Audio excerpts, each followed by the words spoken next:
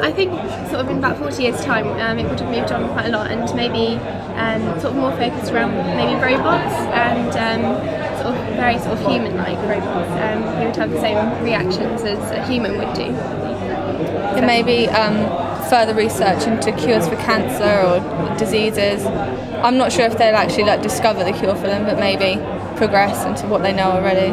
There might be more things where animals or parts of animals are used for curing diseases and stuff.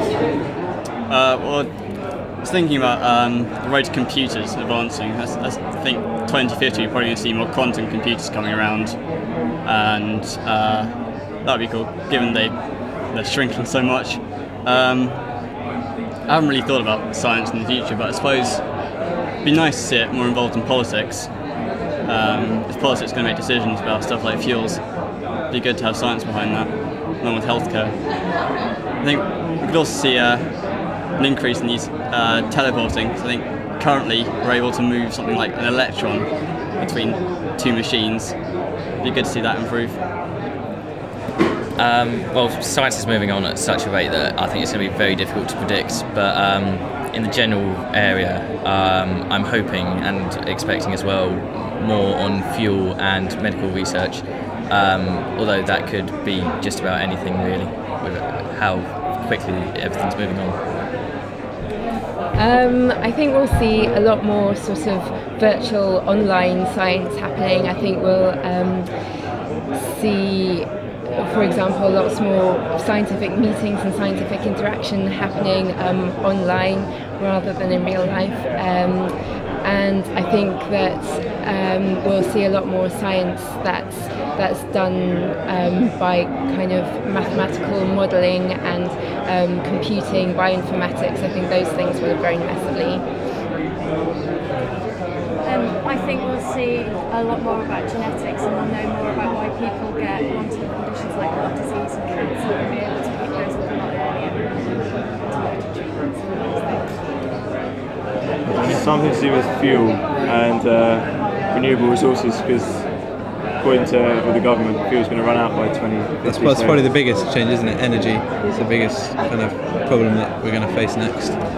So, because we need to come up with some way of either more from existing resources or making more from what we've got.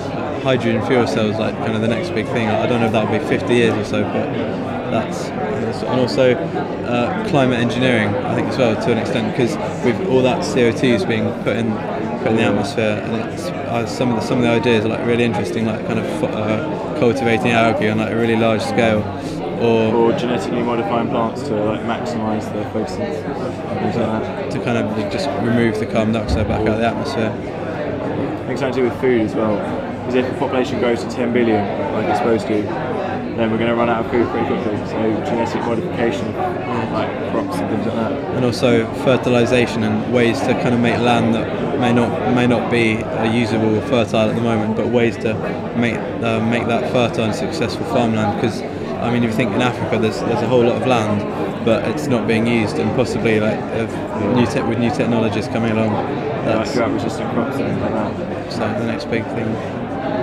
Might have even moved on past that. I don't know. Space exploration is coming back as well, isn't it? The man on the moon. We're going to get back to the moon for 2020. Oh, we what? Yeah, I don't know. But that's not 2050. But why not? Maybe we'd have done something with Mars. I don't know. Maybe they've tried to go back there. Signs of life. Yeah, they're looking for life on one of the. Is it Jupiter? One of Jupiter's moons. They're looking for life. Yeah, because Io, I think it is. It's covered in ice, and they're wondering. Because it's got water, they're wondering whether there's life there. Oh, I don't know. Yeah, I suppose exploration and things like that, you never know what you're going to find out there. Okay, well, at the 2050 Summer Science Exhibition, I would probably expect there to be, I imagine there'll be much greater emphasis on material science with nanotechnology. Who knows, we might have things that reshape themselves before our very eyes. The whole of science may have become incredibly tiny, and that might branch out into my science in biology. And we might be talking a lot more about nanobots or molecules which are actively moving about in the body as designed to do so, to modify things. I think there's potential by the time we get to 40 years into the future that the genetic revolution will have occurred, and it may be possible that, well, it'd be nice to see a large array of ethical issues being discussed about how stem cells can be used and why they should be used and how they are being used, because I assume in 40 years' time we will have made the breakthroughs with stem cells. So I think nanotechnology and stem cells may be the big ones. And it'd be lovely if we were talking about clean energy, but I'm not quite sure where that's going to come from. Probably things like the cure for cancer, or maybe like more stuff to do with genetic cloning, or everything, like everyone always says, like flying cars, or stuff like, I don't know, just stuff, loads of diseases for, cures for diseases. I reckon mostly it'd be more medical advances than like mechanical or stuff like that. Probably like, I imagine there'll be more for surgeries and stuff, it'd just be ran by robots more than people, to be more of like prestigious, and yeah, that's about it. Donc en 2050 tu penses tu veux voir quoi toi? So I think we would probably have about the same thing but in a more advanced way, new methods to cure new diseases, that kind of stuff. Probably new satellites to go to space, new robots able to imitate, to be like humans, that kind of stuff. I think nanotechnology is going to be a big part of it because there's lots of development at the moment but not much money, so once it gets further developed it should be there. Probably things for aerospace, medicine, areas which are and computers and things, places where and things that have the money to do it. I mean, in other industries, like I was looking at heavy industry, which there are possible applications for that, but without money, there's no way it can go any further. So it just depends whether there's enough money to go into. Well, it's obviously a lot smaller. It's more efficient. I mean, you get pure products rather than a mixture of things. So just generally better. Well, maybe something to do with genetic screening and, you know, the whole issue with screening embryos for a specific disease, and whether that will be more kind of readily available for those who don't necessarily need to screen for the disease but want to screen for something else, and the ethical issues to do with that. Something maybe to do with stem cells, because I know they're developing it a lot at the moment, but they haven't kind of done that much into it. But maybe in another 40 years or something, they'll have actually made a breakthrough. And then something to do with robotics as well. Like we were talking to a guy over there who was talking about gentle touch robotics, because he was in his last year in, what was it? He was at his last year and he'd just done all to do with,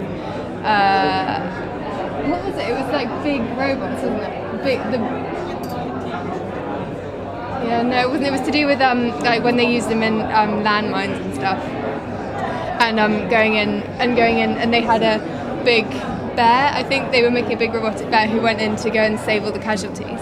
And he was saying next year he's now doing a PhD in like gentle touch. So I think, and he was going on about how robots would be used sort of every day, and so they'd be in our lives. And yeah.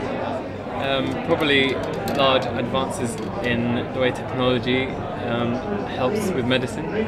So the developing of the ways in which surgery is used, and possibly even with I think you were going to say stem cell research will expand, and I think like now they're developing a cure for Parkinson's. I think in about 40 years' time or something, I think that'd be the new thing. Being able to halt degenerative diseases is obviously using something stem that'd cell be amazing. research and stuff. But even simple things, well I say simple, but I think they're just starting it now with organ growing. Yeah. That could become a common thing in the future. Definitely. So look forward to seeing that.